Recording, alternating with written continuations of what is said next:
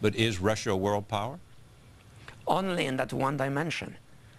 But every other dimension, it isn't. What about economic resources and the amount of energy they have? And if energy prices skyrocket again, don't they have economic power, and don't they have... They would have more than they have right now, but they have become a petrostate like Nigeria, in which the industrial sector is absolutely collapsing.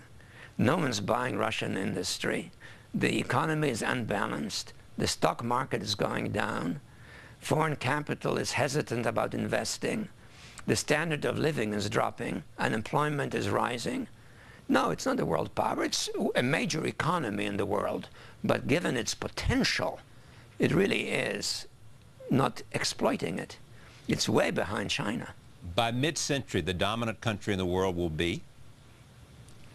I would still bet on the United States, but if not, then probably China. And I noticed this, though, in the last week. The Chinese have again suggested, that maybe the dollar shouldn't be the reserve currency. That's raising questions about America's dominance. Well, it's raising also questions about the wisdom of them saying it, considering the size of their investments in America, the number of treasuries they hold, and so forth. So yes, in the long run, not only they, but a number of other countries would like to see some other currency play the role that the dollar is playing right now. But we and the Chinese are kind of, how to put it, linked at the hip. We need them, they need us. Yeah, but I think both of us know this. Yeah, but I suspect that a smart nation would be saying, yes, that's the reality of today, and how do I eliminate that reality or change that reality in the next 10 to 15 years? By not well, that's so much right. Over that time perspective, that's quite conceivable. But the point is, for the moment, they know damn well that if they were to undermine the dollar, they would be undermining themselves. And they also know that there's no Chinese recovery without American recovery. And we also know that we need China's recovery for the time being. Iraq today, with what's happening and the retreat of the withdrawal from the cities into a different role. Of course I worry. Yeah, of course I worry. But, you know, that was one of the reasons why I worried about the war. That's why I thought the war was stupid, because it's easy to go in. It's very difficult to extricate yourself. But the longer we stay, potentially the worse it will be. Look, the Iraqis are getting ready to celebrate our departure. We allegedly liberated them. They're now saying it's again as great a victory for Iraq as the victory back in the 1920s when the British were ostensibly leaving Iraq. What George Bush has bequeathed to all of us is a long-term problem which we didn't need to have. So how do we handle that long-term problem? Probably by trying to get out, understanding that there will be mounting difficulties upon our departure, but also realizing that staying longer is not going to make it better, but probably worse. And that's exactly the kind of insoluble dilemma that he has bequeathed to us and his fellow neocons. What does George Mitchell have to do to make the Israeli-Palestinian issue get better? He's got to have a president who backs him to the hilt and who doesn't waver. I hope he has that. Do you wonder whether he does? No, I have no reason to wonder that he does, but I have no reason to the contrary to be absolutely certain that he doesn't. The fact is, it's early in the game.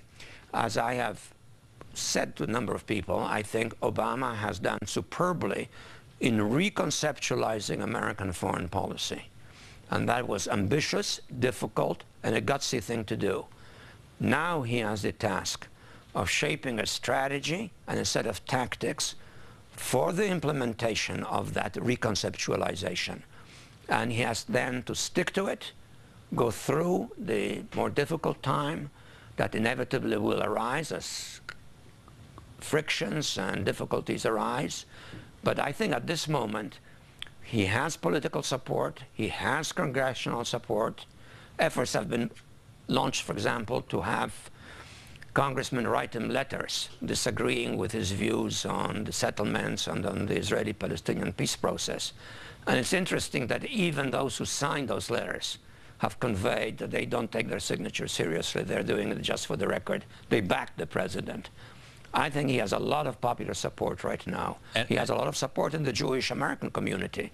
So I think he ought to see it through, because if he sees it through, the United States will benefit, and I say this without the slightest hesitation, the Israelis will benefit, and of course the Palestinians as well. Do you think the Israelis understand that? That is a very good question. What I would like to know is whether Netanyahu has asked himself the long-range question. What should Israel really be in the course of this century in the Middle East?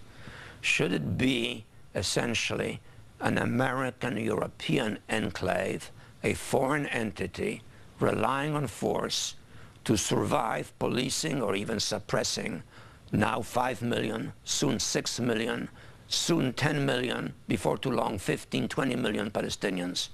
Or should Israel become an integral and successful part of the Middle East, reconciled with the Palestinians, taking advantage of its intellectual energy to become the Singapore of the Middle East, as part of the Middle East? And I think there is a basis for that if policies of reconciliation and accommodation are followed, and if Netanyahu takes advantage of what Obama is determined, I think, to do.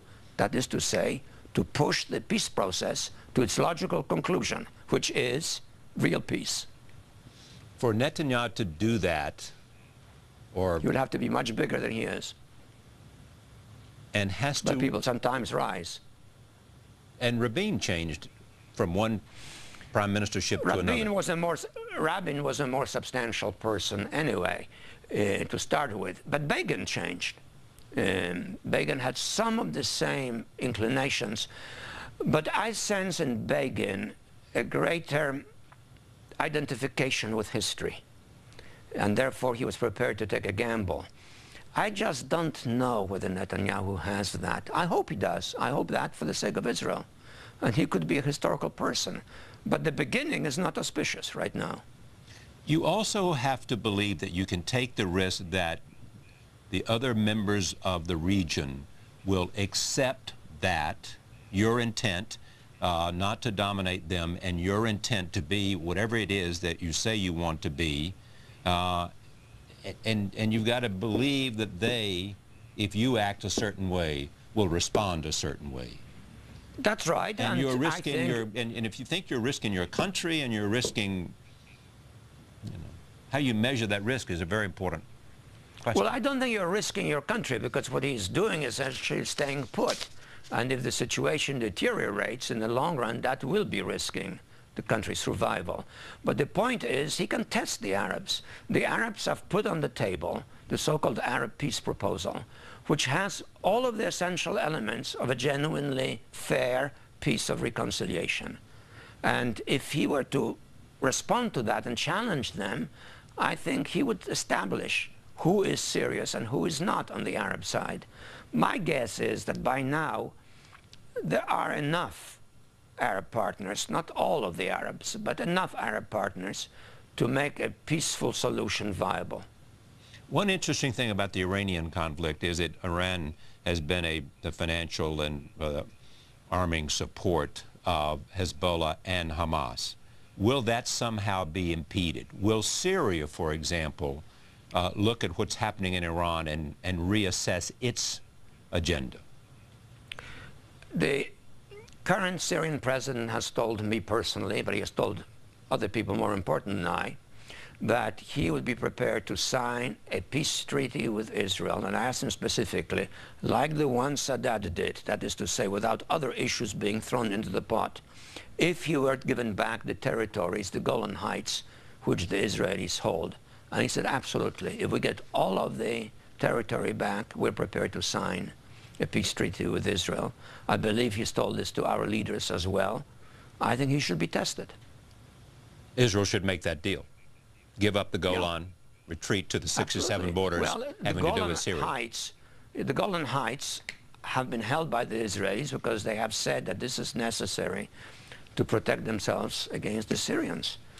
If they can have real peace with Syria, which means also automatically with Lebanon, the implication is that fulfills that purpose, doesn't it?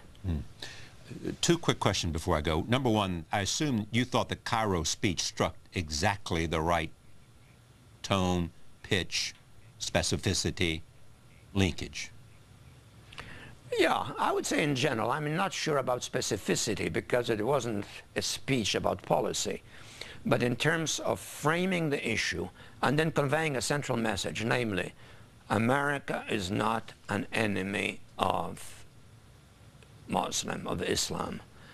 I think that came across loud and clear. But and it also supported a very important message. It took note of women in Arab and Muslim countries and a lot of other issues that resonate with a larger population.